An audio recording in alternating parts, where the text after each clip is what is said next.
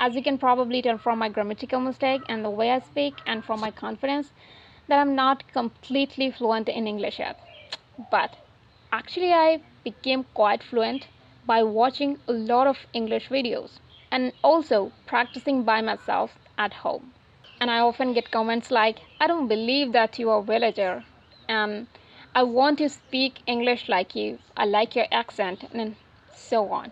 So many comments like this. So in today's video, I'm going to tell you about 4 things that actually helped me to improve my English as a villager, and even without having a lot of time to practice. So let's get started. Hey guys, it's Neha, and I'm from a village in Uttar Pradesh, and I speak in 4 different English accents: American, British, and Black American accent, which is African American vernacular English accent. And unlike what some people might think, I'm not bragging or flexing about my 4 different accents, of course not. I'm just telling you this to show you that I literally followed this same path that you guys are currently following. So it's not about show off. So I just want to share about my experiences with you. That's the thing. So here is the first thing that I followed as a beginner was watching English content. First thing that helped me was watching English content, and of course not this kind of videos. Okay, this kind of videos only help you to guide, not to improve your English. Okay, so I was not watching this kind of video. I used to watch a lot of English videos like movies, podcasts, TV shows, American TV shows like Friends, and so many things. Like I forgot, I don't remember all of those things. So I used to watch these kind of things, and at first I didn't understand everything. Yeah, just like you, I didn't understand everything, but I kept watching, and gradually I started understanding more and more, and now I can watch English videos with 2x speed. So yeah, and I also listen to English songs even when I didn't understand every word, and I would listen carefully and try to understand the pronunciation and the way the words were connected. So this is how I started listening and consuming a lot of English content, which helped me to, uh, which trained my brain to adapt English. That's what listening helps you. And the second thing that helped me was writing. Yeah, I started writing my thoughts in English instead of always translating them from Hindi. And it really helped me to become more comfortable with forming sentences in English. And how I used to practice my writing, let me tell you, because most of people don't understand how to write.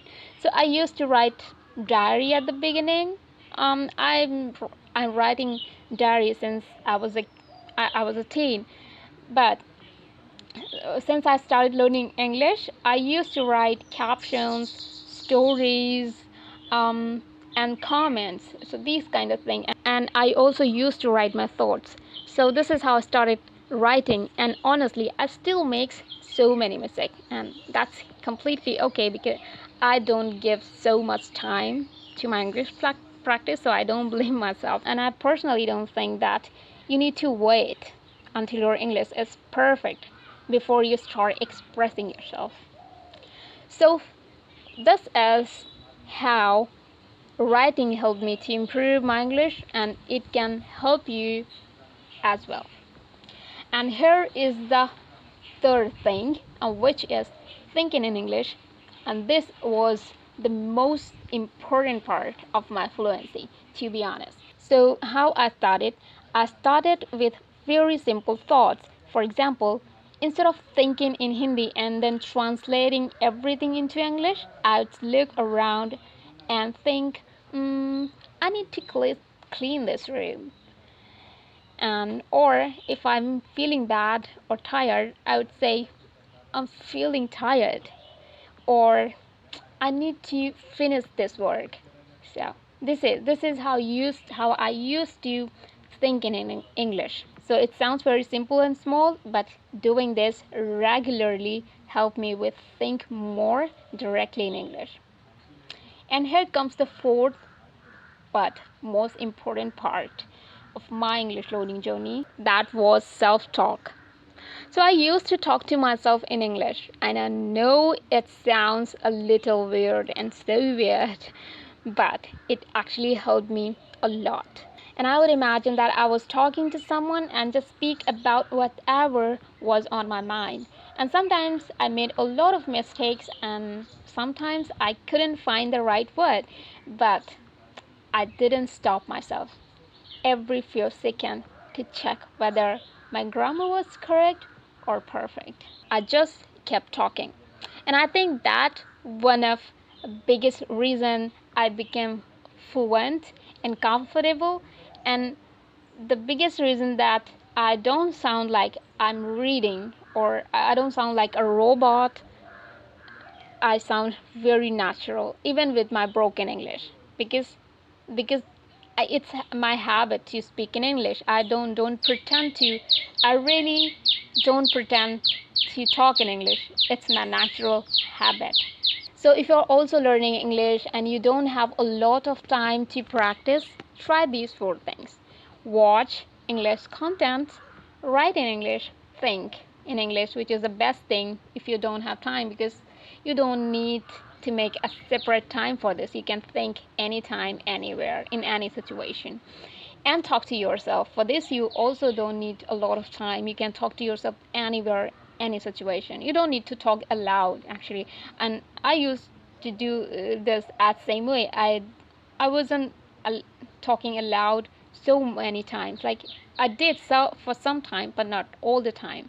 I was talking to myself quietly. So you can do the same. So just remember, you don't need to be perfect. You just need to start whatever your English level is. So you just need to keep using language. That's the thing. So if you like this video, please give it a thumbs up, and also please subscribe my channel, because this channel is new. I need more subscribers to continue this journey, and also so you don't miss another video. Till then, take care. I'll see another one, and I can teach you a lot of about pronunciation and accents. So if you guys want to learn about these things, there are mosquitoes, a lot of mosquitoes. They're biting me. So if you want to learn about those things, please tell me in the comments. I'll make a video about this also. Till then, take care. Bye bye.